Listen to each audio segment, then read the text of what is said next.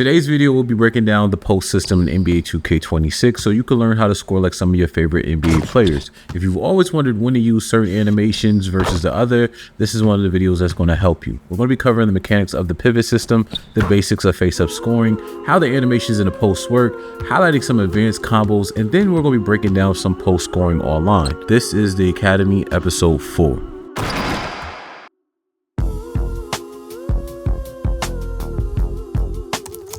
Let's quickly cover pivoting, as this will be how we access more advanced post moves and shots. The post shot or moves you'll be able to trigger will be based on the pivot you've established.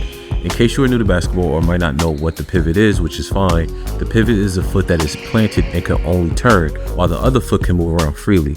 So for example, this is the pivot foot.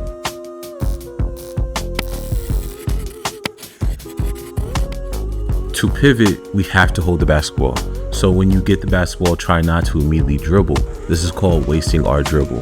We can get into these pivot moves once we've picked the basketball up, but we will not be able to dribble towards the basket since that would be a double dribble. Now to pivot in 2K, with L2 or LT held on Xbox, move the left stick up, down, left, or right. You have to keep L2 or LT held to stay in the pivot mode.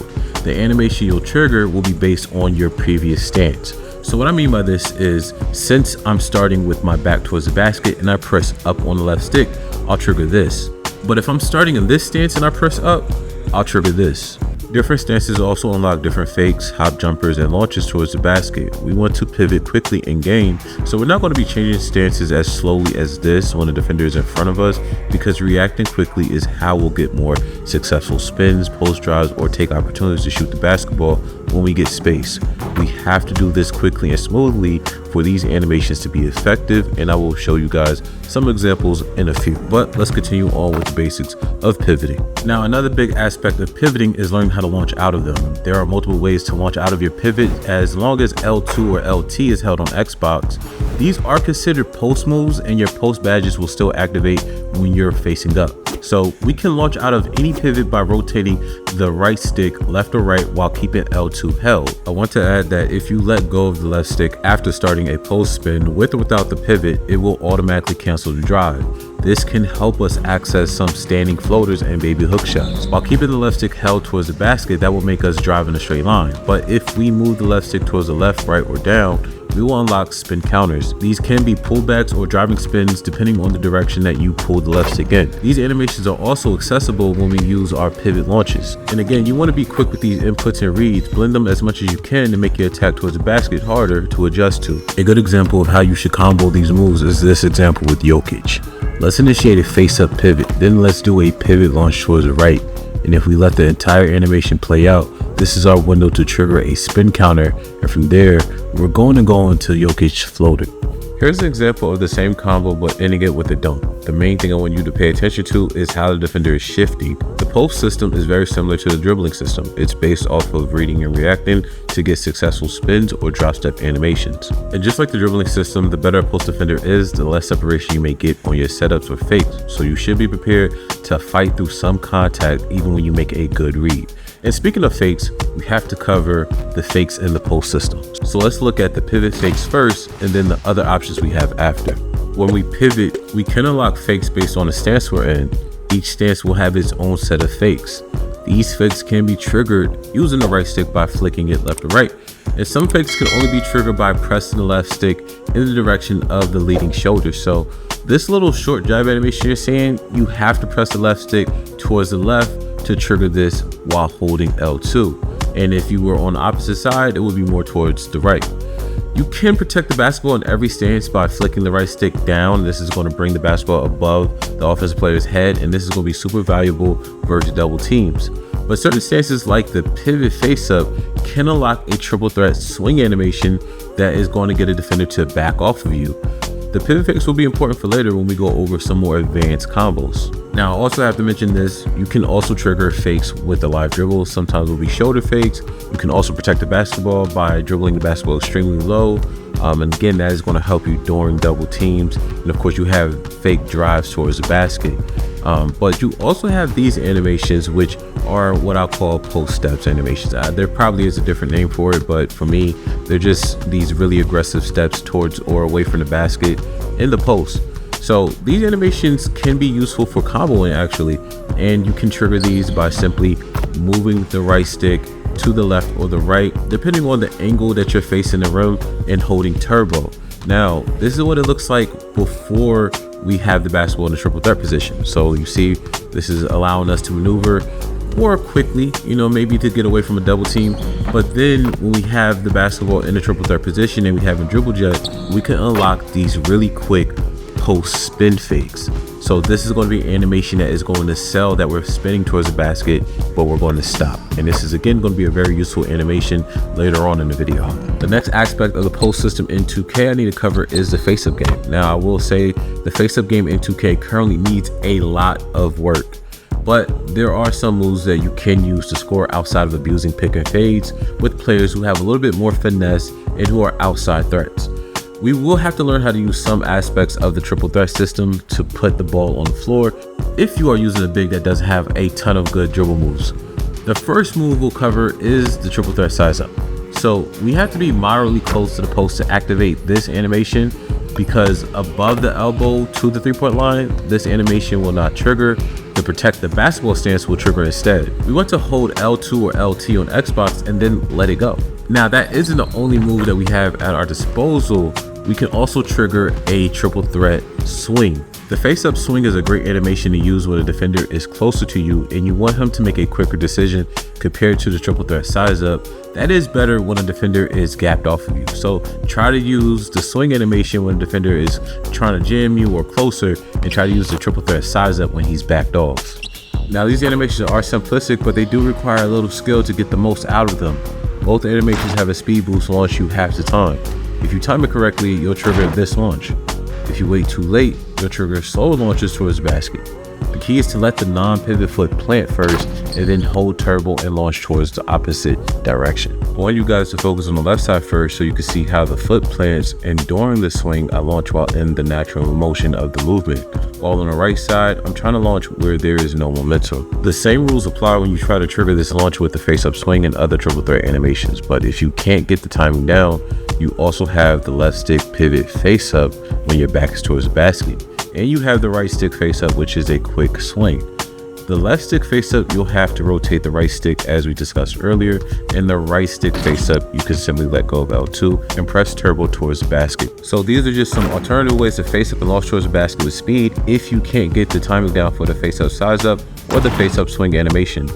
I know I used some examples with Carmelo, but getting these launches down will have the biggest benefit on slower players or players who don't have the highest dribbling rating. Also, with these animations, try to get comfortable with the skill dunk, since you don't need a lot of separation anymore to get successful finishes at the basket. Another option for getting some speed with slower players is using triple threat spin ups. The spin out can be done a few ways. We can rotate the right stick out of a protect stance or triple threat step over. I like to use the step over because it's a great way to change your speed, since it's typically a slower setup, and the speed boost from the step over is pretty good and can be triggered at different moments in the animation. To launch out of step overs, we want to rotate the right stick clockwise or counterclockwise depending on the direction we want to drive in. Now there is a difference in the step over animations, which will give you different spin outs or even launches. The difference in the full step over and the half step over is that the full step over is going to have the player's basket completely facing the rim, while the half step over is going to be more like a jab towards the basket. The full step over, if you just try to launch with turbo, you will trigger these. But with a half step over and we hold turbo to launch, we can trigger these animations.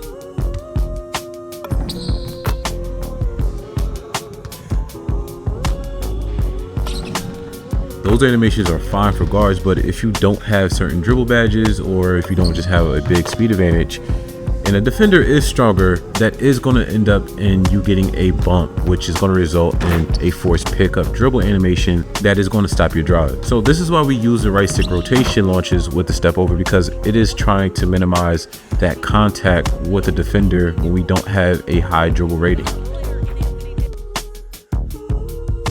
Now, there is another spin out that can be done, and this is the pump fake spin out, which is done by starting a pump fake and then rotating the right stick to the left or the right. But the key to this animation is you have to rotate the right stick as the pump fake animation is in motion. But regardless of which spin out animation we use, we want to try to use any spin out move when the defender is close to our body. To get the pump fake spin out to work, we should try to use it in a pick and fade situation, and the defender is closing out on us. The reason why we want to try to use this when a closeout is happening against us is because the defender's momentum is going to carry him towards us, making him closer to us.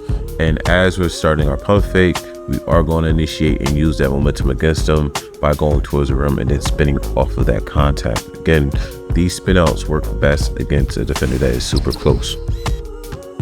In another situation where the pump fake spin out will work too is when we are sizing up a defender with our triple threat moves and they're close enough to contest. So again, they have to be relatively close and we have to kind of get them off balance with some of our other triple threat moves. So when it comes to triple threat scoring or just using the triple threat moves, remember you can combo them with anything. Now here's an example of putting it all together for a face-up drive with Joel Embiid being guarded by Xavier Tillman. And I also just want to remind you guys, we are going to be looking at online footage a little bit later on in this video, but right now I just need to show off the mechanics and I need to be able to go into the replay system so you guys can see the different angles that you need to access to make a lot of these animations work. So I just want to mention that really quickly. Now let's break it down. We're going to trigger the spin out even though he's not as close as he should be for this animation to work properly, but because he shifted so far, that is going to allow us to have room to initiate our spin out as a quick reaction. And as he's trying to get back into the play or cut Joel Embiid off, we're going to go into a spin layup. Now the animation looks tougher than the actual timing, but because of layup mixmaster, it was a pretty easy shot to time. And if you have a big that does have layup mixmaster, you should get used to using spin layups because they work very well in very small spaces and against contact. Now the thing about the face-up game that will separate you is your ability to read when a defender has backed off of you enough to shoot. We have already gone over the options to face up, so you can use whichever animation you're comfortable with. But the main thing is reading the distance and position of the defender. If they're about an arm's length away, you should shoot the basketball. I mean, if they're back a little further, that's an even easier shot. But about an arm's length away where it's not an easy contest. Now, you can shoot your regular standstill shot or you can initiate a standing fade. Your standing fade will help create more distance between you and the defender, so they'll have less coverage if they contest. And this will be a much easier shot in terms of the green window versus shooting without the fade. To trigger a standing fade, we want to pull down on the left stick and the right stick at the same time. Regardless of your height, the main thing you want to watch is the feet of the defender when you are going to shoot a standing fade. The taller you are, the harder it is for the defender to affect the shot, so some players might need to rely on more or less space before facing up and shooting. This also means using different triple threat animations like the step over versus the jab.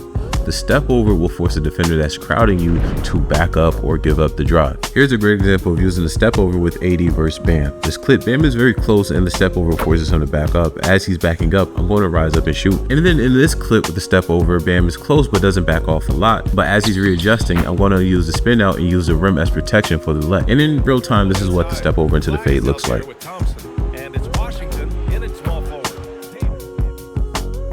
Now another method of facing up in a post is actually just doing a step out catch. This is something that is pretty simple. All you have to do is pass the basketball into the post, but you want to pull the left stick down towards the 3-point line or just directly down, and he's going to do a step out catch. And from there on, we want to use the same principles with using our jab steps and our triple threat moves. We want to see how the defender is playing us. If he's backing off, again, let it fly. If he plays up close, we want to use one of our launching methods.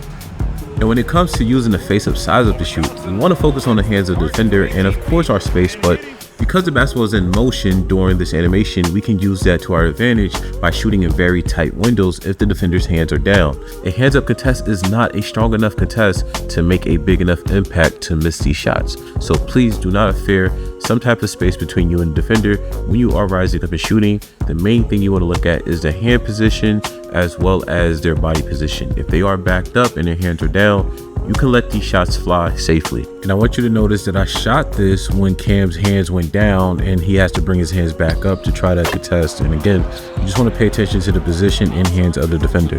Another option we have is starting a dribbling size up from the triple threat position, which we can use to get into our side steps or drive towards the basket. And I want to add that obviously badges are going to help, and the badges that you should use when you are trying to use this type of play style will be Deadeye and Shifty Shooter. We want to flick up on the right stick and again read the space between us and the defender. If they're close, drive around them. If they shift to another side, go into your jumper. Now that's the basic options for the face-up game. The next area we will go over is the back to the basket gameplay. Most people are familiar with the post scoring options like fades, drop steps, and hook shots. So this section will cover how to be effective with them so they're easy to make consistently, and when to use one over the other. The main thing you want to develop when trying to score with your back to the basket is the feel for the defender. Obviously, in real life, the feel of the defender will let you know where his body position is and you can move accordingly. But in 2K, the way to gauge a feel for the defender is to pay attention to these animations.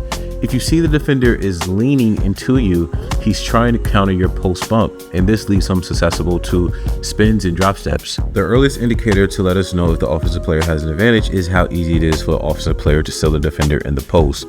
If the offensive player can easily seal the defender, that means you most likely have a higher post control or strength rating compared to their interior defense or their strength rating. More evenly matched defenders will make post entry much harder, and you won't be able to throw a casual pass into the post at the wrong angle without it getting deflected or picked off. And I want to clarify this: you can throw post entry passes against an elite low post defender if they have a low hands rating, because hands is going to be related to interceptions. Let's talk about the role strength plays in post gameplay. Now, strength is going to play a major role because it is going to establish the type of bump animations you get. So stronger players, you will create these smaller bump animations, which in turn create shorter reaction windows. While players with less strength, you can create bigger degrees of separation from them, so your reaction window will be bigger. Now during these bumps, we want to go into our shots, our spins, or even our drop steps. When you try to attack a defender without a feel, it's very easy to counter post moves like the spin when a defender is backed off. As you see in this example, Dillon Brooks is playing off of Jimmy Butler and he can easily slide, and this forces us into an unfavorable spin animation. So let's look at what happens when we actually get a feel for where Dillon Brooks is and we try to use a spin move.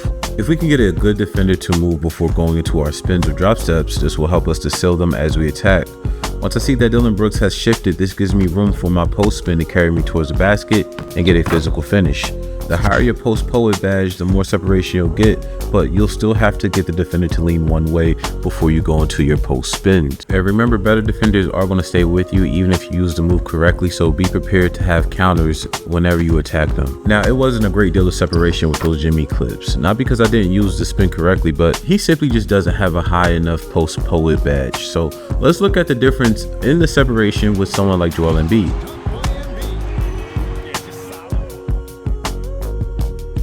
The first thing we want to do is establish the side Bam is playing us. He places his forearm against Embiid, and this lets me know he's leaning in too close into that particular side. So we're going to try to pivot him to try to make him a little bit more even with us, and as he's backing up, that's when we want to try to launch our post spin, and I get rewarded with this animation that completely takes Bam out of the play.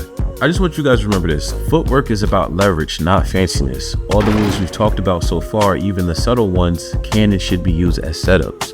But I want to show you guys another play of getting a feel for the defender in 2K. Just like in the Dillon Brooks clip, it's going to be common to see defenders try to back off so you can't use your body weight against them, like we did in the Bam clip. So let's look at how to counter this with Jokic. If a defender gaps off, our first option is to shoot, just as we covered in the basics to the face-up game. But we may need to create a more favorable distance between us and the defender. This is where we'll use the pivot system to create a bigger gap between us and Zubac. The defender doesn't have as big of an impact on our shots if he's not directly in front of us, so this helps establish him to Jokic's side instead of being directly in front of him. When we pivot and hold the right stick in any direction, we will unlock our pivot shots. These post fades and even special hooks, they all help us shoot at more unique angles compared to our basic back to the basket right stick shots. So now let's actually show off some pivot shots that you can do in NBA 2K26. The first set of pivot shots we'll cover will be the swing shots. These are special escape shots you can unlock to create separation and shoot when you get a defender off balance. You can trigger these animations with other triple threat moves, but the simplest way for me is to trigger them after initiating a face-up swing animation. These can only be activated before you dribble the basketball. Once you've initiated the swing animation, you want to hold turbo and the right stick towards or away from the momentum of the swing. So if the basketball is being swung to the right, hold the right stick towards the left or down and towards the left before the animation completes. Again, different directions will give you different animations. Also, if you wait too late, you won't be able to trigger these animations since you won't have any momentum with the basketball. Here's a comparison of Julius Randle's normal sidestep and his swing shot animation right here. As you can see, the swing animation gives us more speed and separation compared to his regular sidestep. If you are having issues with the timing of this animation, try to time your jump shot as you see the offensive player's legs move. This will let you know how fast you need to move the right stick to shoot in an angle, since we can't trigger these animations in the same direction of the swing. As mentioned earlier, we can trigger these animations without using the face-up swing animation. Here's an example with Kevin Durant. If we are trying to face up but we're getting jammed by the defender, with L2 held and triggering the face-up pivot with the left stick towards the basket, we can initiate a nudge. We again have to already be in the face-up stance. Now, during this nudge, we can hold the right stick away from the defender, and this will create space for an open shot by triggering the same swing animation jump shots that we showed off earlier. The timing, because of the nudge animation, is much smaller compared to the swing animation, is going to have to be much faster with the right stick input. The next set of pivot shots we have at our disposal is the pivot fades and hook shots. These animations, as mentioned in the Jokic clip, allow us to shoot fades and hooks at more unique angles compared to our regular back to the basket fades and hook shots. Initiate a pivot stance and move the right stick towards the left, right, or down for fades. Now for hooks, again, initiate a pivot stance but hold the right stick upwards towards the right or left. These animations aren't random, like this power dribble, for example, when we pivot to face the basket and hold the right stick towards our lead shoulder. So in this case, it would be our right. We will get this power dribble animation. From here, we can let the animation complete or go into our up and under options. Pivoting doesn't just change our basic fades and hook shots, but it will also unlock new post hop jumpers too. To trigger these animations, simply pivot into any stance and then tap square and move the left stick towards the direction you want to go. The post hop jumpers are signature based, so don't expect every animation package to include the spinning one-legged fade, because I know y'all are gonna ask. Now, a lot of these pivots have been pretty stationary, but we can also access these animations on the move. So let's look at the moving pivot shots. Moving pivot shots can be done two ways. The first way we'll cover is sprinting towards the basket and starting a shot with square but quickly letting it go. When we do this, we will unlock a moving pump fake. And once that pump fake is started, we can then use it to step through for a layup or pivot away into a fade or hook shot. The moving pump fake is a great way to seal a defender and use your strength to play some bully ball as well. We don't have to initiate these pump fakes with just square. We can also trigger post hop jumpers that's towards the basket and let the right stick go before you leave the floor. Doing this quickly enough, you can seek contact from the defender and go through his chest for an easy leg. Similar to the moving pump fake, we can trigger pivot shots from layup fakes. To trigger a layup fake, drive very close towards the basket and tap square. As the fake starts, you can hold square and move the left stick in any direction, or simply move the right stick in any direction to complete the animation. These are very useful animations to use, especially on a fast break and you're trying to avoid a chase down block. But they could also work as post moves to finish with a hook shot or a fade. Once you have a feel for these animations, it's time to start learning how to utilize the up and under system in NBA 2K26. To trigger up and unders, start a shot and let go of the right stick or square to trigger a pump fake, and then move the right stick or hold square and the left stick in any direction. If you wait too long, you will not trigger an up and under. The second animation has to start during the pump fake or swing animation as previously shown. If you press the right stick towards the rim, the offensive player will try to shoot a shot that's closer towards the basket, but it may not be a layup. To trigger a layup consistently when you're trying to do an up and under, we need to hold L2.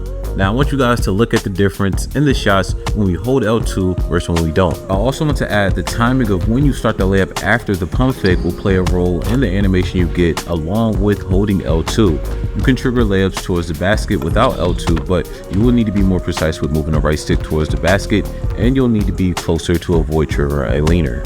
What makes an up and under effective in game isn't a lot of separation, but using the defender's momentum and body position against them. This example with DeMar DeRozan shows how the up and under is a reaction to Taylor Hendricks shifting with the fade, but I read that he's closing out and swinging to a reverse leg. This was a short window to make this read, but you can utilize jumpers that have a slower setup to give yourself more time to read the defender. As you continue to get the feel for the timing with the up and under system, you can utilize special shot animations like this fading floater. This animation can be triggered when you start any pump fake that has a lot of momentum and you pull down on the right stick. I like to use these animations after a hop step, utilizing it like a jump stop, but you can access these animations out of a go-to shot, pivot fakes, and drop steps. This animation works best in tight spaces and even against defenders who are taller as long as you make the correct read, and that read is typically just getting them in front of you and utilizing your strength. Now that the basics to the up and unders are out of the way, we can talk about setting them up with more advanced combos. The key when creating post combos will always be your timing and trying to be fluid. You should always initiate with a move that you're skilled at. So for this example, we begin Jokic combo with his shimmy fade after a left stick face up. Then if the defender plays that well, we'll use a pivot step over. And then finally, we'll use our dribble with a post fade to our right. And then let go of the right stick to get our pump fake for a pivot layup. Changing from post fades to post hooks can also speed up your post combos. Because post hooks are shorter, your timing to activate the pump fakes you need to combo will be quicker. And you can bring multiple animations from the post-up system together, even something as simple as a post entry to access a new set of shots and fakes. Now, if we want combos with step-in layups, we need to make sure we are square towards the basket and we are holding L2. This is where setting up your combo with the correct fade will really be important. When our feet are square to the basket, a step-in layup will trigger after a combo, and this can be set up using pivot shots or post fades that keep you squared. Changing the timing of your combo can have a drastic impact on what you'll trigger. Here's an example of using similar controller inputs with Embiid, but at comboing at different speeds. The first combo will end with a post shot after quickly triggering a up and under. The second combo, we end up activating a reverse pivot when we speed up the controller inputs. And the last combo, we end up with a post hook when we slow it down. So when labbing, try to practice at different speeds. Letting the pump fake animation play out is one way to experiment and create different combos. The main goal is fluidity, so you can take advantage when a defender shifts. Now, one thing you need to do is also practice shooting off of pivots quickly. You can use the left stick and quickly fade off of them, or you can unlock reverse pivot shots. To unlock reverse pivot shots, you need to trigger a pump fake, but you'll need to move the right stick in the opposite direction of the pump fake.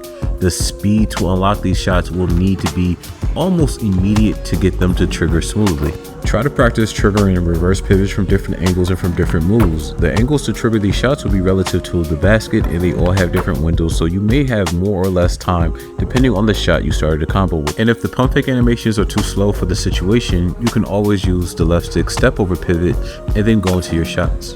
Regardless of the method, try to maintain the momentum from each animation, whether that's a pump fake or pivot. When building combos and trying to read and react in the post, waiting too long between animations will get you locked up. So again, this is what we talk about with trying to be as fluid as possible in the post. And if you just want to make sure that you have the system down, try to do this drill where you are trying to at least connect at least 3 to 4 pump fakes so that you know that you have the system down. Now, there is another option we can use when comboing in the post, and that is using the ball fake instead of a pump fake to extend our combos and unlock unique pivot shots. To unlock these animations, you want to start a post shot and then tap the right stick towards the basket. This will trigger a ball fake. From there, we can go into a reverse pivot or another fake. These animations are faster than pump fakes, so get used to adjusting to the tempo change in your combo. And I just want to add that you can absolutely access some of your regular shots with the ball fake. It doesn't have to be these kind of baby hooks that you're seeing from Hakeem. You can actually go into something like your regular post fade if you are at the correct distance and you try to use L2. Another way to combo is using our go-to shots as setups for up and unders and post fades. To trigger a go-to shot, just hold the right stick up, but we don't want the animation to complete. This will trigger a pump fake, and of course from that pump fake, we can go to an up and under or a post fade. Combo in the post is all about taking different parts of multiple animations and blending them together. An example of this is using this new one-legged post fade in 2K this year. This is done by holding down on the right stick, but if we use part of it, we can blend it into a post hook. So hopefully this is just giving you guys a good example of just how the post system can work, how you can make it a little bit more complicated, and how you can make a combo that fits your style or the player that you're using his post style. Another examples of ways we can use go-to shots in the post is this example with Carmelo. While this isn't his post go-to shot, we will use the post system to set this animation up. We want to face up and then trigger his go-to shot. This will speed up his face up launch animation towards the rim. This will be one of the quickest ways, if not the quickest ways, that we could do a face-up launch dribble instead of the other ways that we talked about. Now, this is only unique to Carmelo and this go-to animation, but as you can see right here, the advantage is that you have a more explosive step now, all because we're blending his go-to shot and the post system together. Joel Embiid's go-to shot alone isn't super explosive, but if we combo it with the face-up catch animation, you can see this animation puts the defender out of position since they're forced to defend Joel Embiid really close or just give him a very open mid-range shot. So these are just simple examples to help you think outside of the box when it comes to post combos and using these go-to shot animations. Now let's actually discuss making the correct reads in the post by utilizing our strength or size. One way we could use our height in the post is by using the post hop jumpers when faced with double teams. But if we are ever in a scenario where we have to shoot, we should use our post hop jumpers, especially when it's over shorter players. And here's a prime example of this with Joel Embiid. When in the post, seek your advantage. If a defender is strong but not as tall as you, you should lean on moves that utilize your height. Since you won't create a lot of separation with aggressive bumps in the post, try to get a feel for these little pockets of separation and utilize your post fades or hooks during those bump animations. Use the correct post fade to help you shoot the basketball a little quicker. So that's typically going to be your down and to the left or towards the right for those quicker post fades versus the ones that are just directly to the left or the right. So if you guys understand this concept, it will make post scoring a lot easier. So we talked a lot about these combos, but you honestly need to be able to use the basic animations first so that these combos can be more effective later on. And when you know you will face a double team in the post because you have a mismatch with your strength, you should lean on a post step through. This animation is considered a drop step, but it is quicker. Make sure you're determining the move and shot you want to go into based on the location of the offensive player. If you have deep post position, keep it simple like this. The next way we can utilize our strength is to negate the height of the defensive player during the bump animations. The problem is most players don't utilize post layups and the baby hooks correctly. Just like in the Jimmy Butler clip, we want to go into our shots during these bump animations. Using a baby hook versus a regular hook will make it harder for a taller player to block the shot, since the baby hook shots are much shorter and quicker animations compared to the signature hook shots. These animations are essential to learn and help you score in very tight windows. The deeper you are in the post, the more likely you'll need to lean on these shots. The baby hook is triggered by letting go of L2, and as the offensive player is about to square up to the basket, we hold the right stick up and we get the baby hook shot animations. These animations are similar to the post layups, which work best versus below average defenders and also smaller defenders. But for those animations, all you have to do is just keep L2 held and move the left stick and right stick up together. Okay, now that we have all of that established, we can finally look at making reads online, because this is going to be the thing that really determines how elite of a post scorer that you are. Even regardless of how fancy the combos that you're able to pull off, if you make the correct read every time, you will dominate the post. So I'm going to break down what I look for and what I try to see on the court when I'm online going against a user. Okay, in these first few clips, we're breaking down pivot fades online. While watching these clips, please focus on the defender, as that is where my eyes are. I'm not looking at the offensive player until I'm ready to shoot. Concentrating on the defender makes reading and reacting a lot easier. So again, rely on your muscle memory, but just focus on the defender. So when a defender is playing off like this, you want to try to shift him by pivoting and using your pump fakes to set up step throughs or up and unders in case they bite and try to play close. I notice he starts to shift a little, and I use that to go into my post fade after pivoting.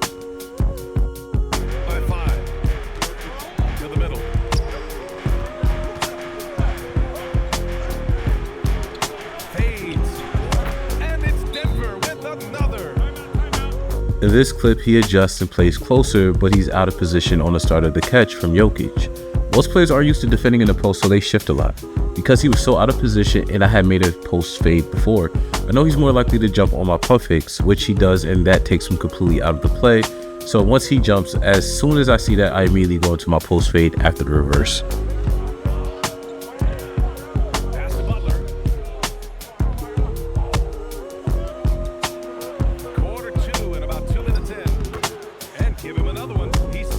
The same technique works in this Jimmy Butler play as well. We should always be patient in the post, even with our dribble picked up. So we're using our pivot to shift the defender over to help create that separation for our fade.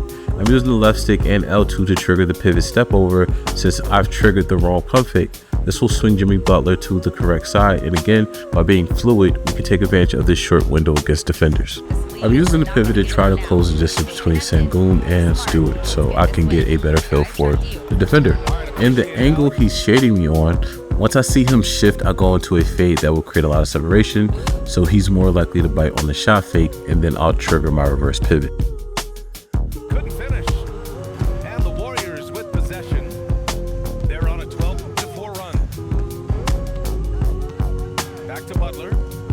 Now this is a very subtle play, but this play is going to show you how you could try to force a mismatch in transition with Jimmy Butler and Mike Conley. By slowing down and dragging the defensive player away from his teammates, we can force a switch. From here, we can call for a post-up. Jimmy has him sealed, and then I'm reading and getting a feel for the separation on the bump animations. Once I get the bump animation that I want, I'm triggering a post layup. Again, you don't want to try to trigger a post layup without any type of separation because you are going to get a contact layup that is going to be very difficult to make.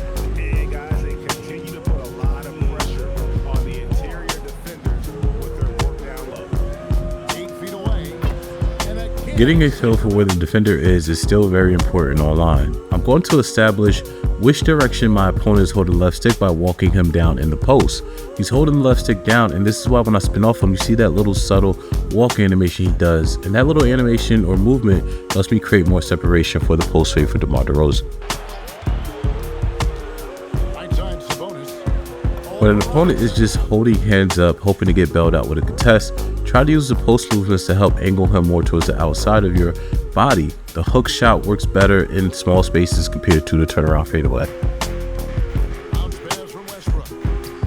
Another example of getting the defender on the correct angle is this play with DeMar. Again, we're trying to establish a fill, so the first thing I'm going to do is try to gauge where he is with the pivots, and then I'm going to get him into a post engage. Then I'm going to walk him down again. We're not trying to use aggressive bumps right now because we're just trying to get an easier shot. Always be intentional on where you're moving the defender.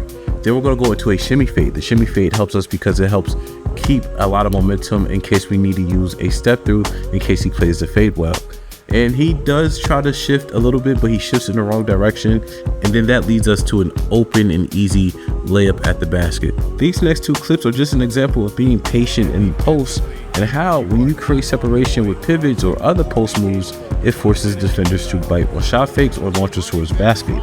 DeMar uses the power dribble and waits to see if he shifts to the right with him. If he does shift to the right, we'll go into a post fade towards the left as a counter, but he doesn't, and so we go into this post shot. This is a pretty good example of reading reacting actually. And in this bonus clips, we want to set this drive up with his pivots. Obviously, we're trying to get a feel for the defender as he's backed off of me, and we can see here this really subtle change of movement is that he's trying to jam Sabonis, but I'm launching towards the basket once I read this, and this gives me a favorable spin animation that leads to a dunk. These clips, I'm using the L2 face up, and then I'm going to go to the standing fade to quickly get my shot off in these tight windows. Remember to look for the distance of the defender and where his hands are to determine if you should shoot this shot or not. The face up animation is the setup, which as you can see is too fast for my opponent to contest. Even if you don't have a lot of space, if you have the height advantage, this is still a good shot to shoot. The DeMar clip that you're going to see in a few seconds here, we're going to actually use the pivot system to create additional space and also to threaten a post spin as we continue to pivot. So we do it for two reasons before we just go into a regular L2 face up so that we can have some additional options depending on how our opponent is playing. Once we see that he's backed up, we want to go into our standing fade. It's as simple as that. And finally, using the go-to shot of KD towards his right, we want to set these up by trying to force the defender to push us out of the paint, as again this is going to force the defender to kind of hold the left stick down or towards us, and that is going to send him flying as we disengage the post and go into our shot. Walking the defender down makes it harder for the defender to also pick up on our timing. Hopefully you guys enjoyed this video. Please watch my last video, which was all about breaking down the left stick dribbling system in NBA 2K26. And also, if you haven't already, please like and subscribe. I'm JerseyMate93. Peace.